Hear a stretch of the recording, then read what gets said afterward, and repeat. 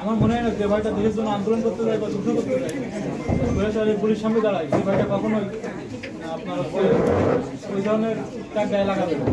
সে হয়তো দাবিরে হত্যা করতে গেছিল, কাউকে হত্যা করতে গেছিল না বা দাবি চুরি করতে গেছিল না। আমার ধারণা সেই ভাইগুলো হয়তো খুবই জায়গা থেকে দাবি গেছিল এবং পরবর্তীতে যখন আগুন ধরানো হয় সেখানে তারা হয়তো মানুষকে রেস্কিউ করতে বাঁচাতে গেছিল। কিন্তু আজকে এই ভাইগুলো কেন বিতাড়িত শিকার হবে? আমার এখানে শহীদ পরিবারের অনেকেই আছে যারা সন্তান হারাইছে, ভাই হারাইছে, তাদেরকে এই কথাগুলো শুনতে হচ্ছে। তার ছেলে হয়তো এখানে চুরি করতে গেছিল বা হামলা করতে গেছিল, এই জন্য অনেক নেগেটিভ মেসেজ আসতেছে। আমরা চাই জনতারা আন্দোলন পক্ষ থেকে মানে কমিটির পক্ষ থেকে যে আমার এই ভাইদের শহীদ স্বীকৃতি দেওয়া হোক, তাদেরকে রাষ্ট্রীয় কোনো আর্থিক অনুদান না দেওয়া হয় তো তাদের কোনো শহীদ স্বীকৃতি দেওয়া হোক, তাদের জন্য অবমূল্যায়নটা না হয় যে তারা ওইখানে হামলা করতে গেছিল বা খারাপ করতে গেছিল। একটা আমাদের মূল দাবি এবং আমাদের আহতদের পক্ষ থেকে অনেক কথা আছে। এখানে একটা কথা বলে রাখি যে দাবিতে যখন হামলা করা হয়েছিল আমাদের একটা প্রতিষ্ঠান যেমন ধানমন্ডি যেমন হামলা করেছিল সত্যযুক্ত হয়ে সারা বাংলাদেশের দাবির হামলা করছে।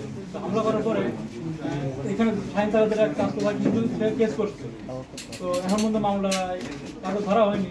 তো আমার মনে হয় ধরা হয় পরবর্তীতে তো এই জুলাই যুদ্ধ যারা যখন আছে সুরাফি ভাই এদেরকে এবং যারা শহীদ আছে এদের ফ্যামিলির লোক ধরা হবে। আমার মনে হয় না অন্য কোনো রাজনীতি লোককে ধরা হবে।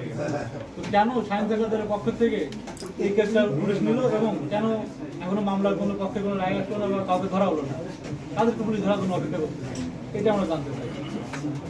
আরেকটা বিষয় বলার ছিল তা হচ্ছে গিয়ে যে জাস্ট ভাবেন এখনই যেভাবে চাষ পালন দেখাচ্ছে, 5 আগস্ট মানে না, জুলাই মানে না, তাহলে একবার চিন্তা করেন তো আপনার যদি সংস্কারবিহীন আবার একটা পট পরিবর্তনের সাজানো নির্বাচনের দিকে আমরা যাই তখন আপনাদের কি অবস্থা হয়। এবং সেটার একটা মরণ ফাঁদ আপনাদের সামনে আছে, সেটা হচ্ছে কি আপনাদের জাবিরের যে মামলাটা দেওয়া হয়েছে এই সবাইকে জঙ্গি মামলায় যখন দেওয়া হবে সেজন্য এটার বিষয়ে আমরাও কথা বলবো এবং আপনাদেরকেও কথা বলতে হবে।